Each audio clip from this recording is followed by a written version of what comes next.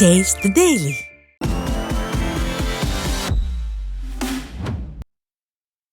திண்டுக்கல்லில் பெண் ஒருவர் தனது குழந்தையை கணவரிடமிருந்து மீட்டு தரக்கோரி தர்ணா போராட்டத்தில் ஈடுபட்டார்.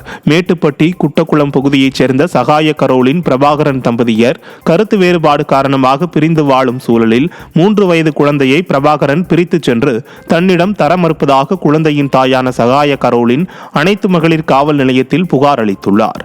ஆனால் இதுவரை எந்தவொரு நடவடிக்கையும் எடுக்காததால் காவல்துறையின் அலட்சிய போக்கை கண்டித்து சகாய கரோலின் தனது குடும்பத்தினருடன் காவல் நிலையம் முன்பு தர்ணா போராட்டத்தில் ஈடுபட்டுள்ளார்.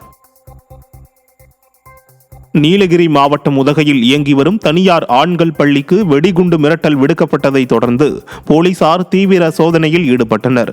ஃபான் ஹில் செல்லும் சாலையில் கிறிஸ்தவ அமைப்புகள் நடத்தும் தனியார் பள்ளி இயங்கி வருகிறது. இந்த நிலையில் வெளிநாட்டிலிருந்து பள்ளிக்கு இமெயில் மூலம் வெடிகுண்டு மிரட்டல் விடுத்துள்ளனர். இதனால் உதகையில் உள்ள பிரபல பள்ளி வளாகத்தில் மாவட்ட காவல்துறை கூடுதல் கண்காணிப்பாளர் தலைமையில் 2 மோப்ப நாய் உதவியுடன் வெடிகுண்டு நிபுணர்கள் தீவிர சோதனையில் ஈடுபட்டனர். ராமநாதபுரம் மாவட்டத்தில் ரயிலில் ஏற முயன்ற போது பயணி ஒருவர் தவறி கீழே விழுந்துள்ளார். ராமநாதபுரத்தில் இருந்து சென்னை நோக்கி சென்ற சென்னை அதிவிரைவு ரயிலில் உச்சிப்புலி பகுதியைச் சேர்ந்த மாரிமுத்து என்பவர் ஏறும்போது எதிர்பாராத விதமாக தவறி கீழே விழுந்து இழுத்துச் செல்லப்பட்டார். அப்போது அங்கு பாதுகாப்பு பணியில் ஈடுபட்டிருந்த ரயில்வே போலீசார் மாரிமுத்துவை காப்பாற்றினர். இந்த சம்பவம் தொடர்பான CCTV காட்சி வெளியாகியுள்ளது.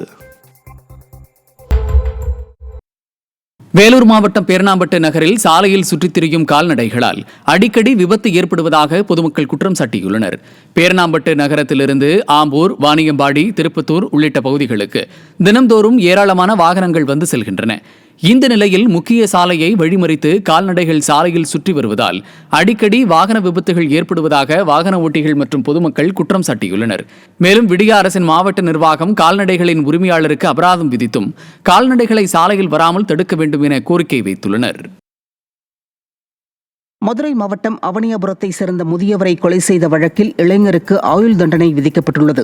முதியவர் ராமச்சந்திரனுடன் மது அருந்திய இளைஞர் சத்தியமூர்த்தி அவர் அணிந்திருந்த நகை மற்றும் பொருட்களை திருட நினைத்து அவரை தாக்கி கொலை செய்துள்ளார்.